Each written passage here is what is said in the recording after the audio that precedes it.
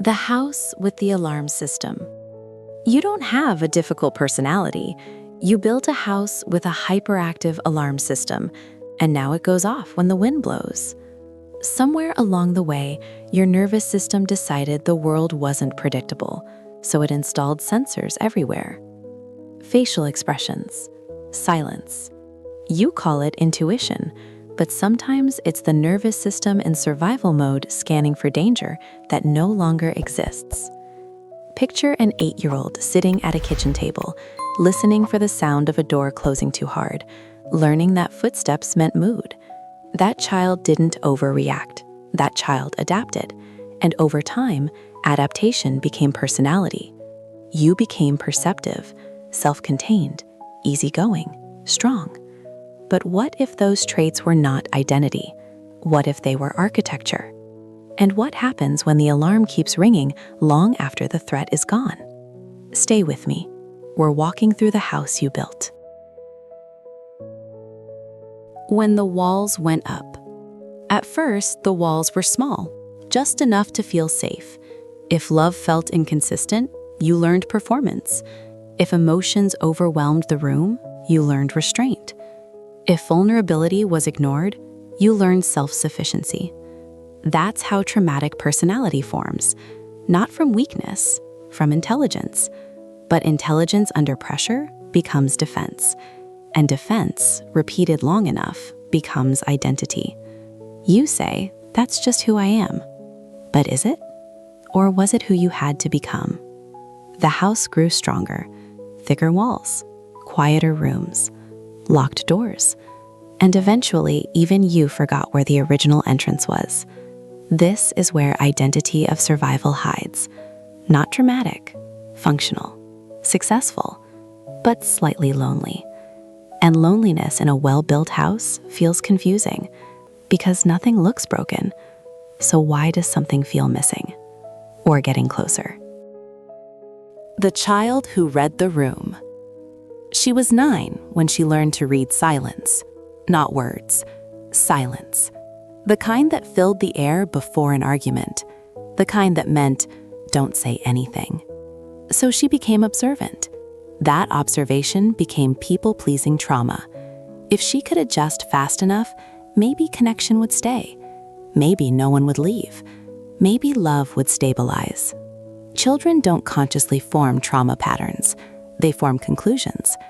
If I am less, I will be kept. If I am helpful, I will be safe. If I don't need, I won't be disappointed. These are patterns of trauma in childhood, and they don't disappear with age. They mature. They get promotions. They start relationships. They go to church. But underneath achievement is the same question. Am I safe here? If your identity was built around preventing abandonment, authenticity can feel like risk. Because what if the real you is too much? Or worse, not enough? Let's talk about hyperindependence. The lie of, I don't need anyone. He was 14 when he stopped asking for help. Not because he didn't need it, because he learned it wouldn't come. That's how hyperindependence trauma is born. Not arrogance, resignation. I'll handle it. And he did. Bills, decisions, emotions. But self-reliance slowly turned into emotional isolation. Because when your nervous system associates dependence with disappointment, closeness feels like exposure. You don't fear love, you fear needing it. And needing something that might disappear feels dangerous. So the house added another lock. Hyperindependence looks impressive, but it can be grief in disguise. And grief unprocessed becomes armor.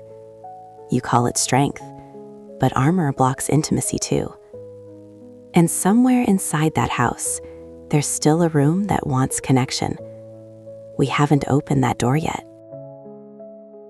When peace feels wrong, here's where it gets uncomfortable. What if chaos feels more natural to you than calm? What if peace feels suspicious? When you grow up in unpredictability, your nervous system calibrates to intensity. Silence feels like waiting for impact. Stability feels temporary. So when something good appears, your system scans for the exit. You overthink, you pull away, you create distance. Not because you want destruction, but because predictable disappointment feels safer than unexpected loss. Have you ever ended something before it could end you? Have you ever mistrusted someone who treated you gently? Have you ever felt restless in stillness? That's not self-sabotage as flaw. That's trauma response behavior protecting familiarity. The alarm system doesn't trust quiet, because quiet once meant something was about to happen. But what if nothing is about to happen? What if this time you're safe? Your body doesn't know that yet. But numbness is not peace. There's another room in the house, the quietest one. This is where emotions were stored, locked away. If expression led to shame, if tears led to dismissal, if anger led to withdrawal, then emotional shutdown made sense. Freeze is brilliant. It reduces risk, but it also reduces aliveness. You say you're calm, but is it calm or absence? Because numbness and peace feel similar on the surface, but peace has warmth. Numbness has distance. And when emotional disconnection continues long enough, it can spill into spirituality. Prayer feels flat. Worship feels mechanical. God feels far. Not because you stopped believing, but because you stopped feeling. Trauma can distort attachment, even with the divine. And spiritual healing from trauma begins not with striving, but with safe reconnection. First to your body, then to your emotions, then to truth. We need to talk about that distortion. When God feels like authority. If authority once felt unpredictable, God might feel demanding. If love felt conditional, grace might feel theoretical. You may believe you're forgiven, but still live braced, still performing, still proving. Because survival identity doesn't disappear in church, it just becomes spiritualized. You serve excessively, you avoid vulnerability, you equate productivity with worth. But Scripture never said perform to be known. It said you are known, fully. That terrifies a trauma-shaped nervous system, because being fully known once felt dangerous. So you hide, even while believing. But what if God isn't inspecting your performance? What if He's dismantling the alarm system gently? Not by force, by safety. Self-sabotage is a guard dog. Self-sabotage isn't random. It's a guard dog trained in a chaotic yard. It barks at kindness. It growls at stability. It distrusts ease, because ease wasn't normal. If love disappeared suddenly, you leave first. If success brought pressure, you underachieve. Not because you lack discipline, because your nervous system prefers familiar pain over unfamiliar peace. That's how nervous system in survival mode works. Predictability equals safety, even if it hurts. But what if the yard has changed? What if the dog doesn't know the threat is gone? You don't need to kill the guard dog. You retrain it, gently. And that process is identity healing, not erasing survival, integrating it. We're almost at the shift, but first, redefine strength. Strength without armor. Real strength is not bracing, it's regulating. Not isolating, connecting. Not suppressing, integrating. You survived. That matters. But survival was phase 1. Living is phase 2. And living requires letting the alarm rest. It requires risking honesty. Small honesty. I need help. That hurt. I prefer this. To someone safe. Each time you do that, the nervous system updates. Each time you stay instead of flee, something rewires. Slowly, quietly, powerfully. You are not dismantling your house. You are renovating it. And renovation requires patience. The next part is the most important, because this is where identity shifts. Who are you without defense? If you removed hyperindependence, If you loosened people-pleasing, if you unlocked emotional shutdown, who would remain? Not the scared child, not the armored adult, but the original design. Creative, relational, alive. Your traumatic personality was never your destiny. It was adaptation under pressure, and adaptation deserves compassion. But compassion is not the same as permanence. You can thank the strategy without letting it define you. And when identity is no longer fused with defense, integration. Fight made you assertive. Flight made you strategic. Freeze made you observant. Fawn made you empathetic. Nothing is wasted, but nothing was meant to dominate. Integration means noticing before reacting, pausing before withdrawing, questioning before overgiving. What am I protecting right now? That question alone softens survival.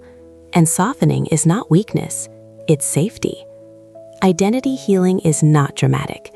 It is repeated moments of secure connection with others, with yourself, with God. And slowly, the alarm quiets. The God who restores design. Restoration in Scripture is never about replacing you. It's about restoring what was distorted. Trauma distorted identity, not worth, not calling, not belovedness. You were always known, even when you hid, even when you braced, even when you armored up. Spiritual healing of trauma is allowing yourself to be loved without flinching, without rehearsing loss, without earning. That is transformation, not performance, but presence.